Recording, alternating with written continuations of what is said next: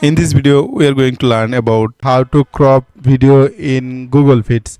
Here you can see I am in Google Feeds video editing app. Now I want to crop this video. First of all, select your clip or select your video, and then you can see the crop icon. Just click here to crop your video. You can also select multiple crop option or multiple item. You want to select this one and then just drag to cut the video, and also you can select multiple video and multiple cutting like this. And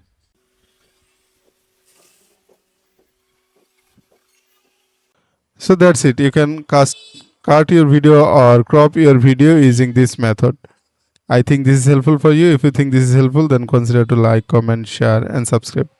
See you in the next video. Bye.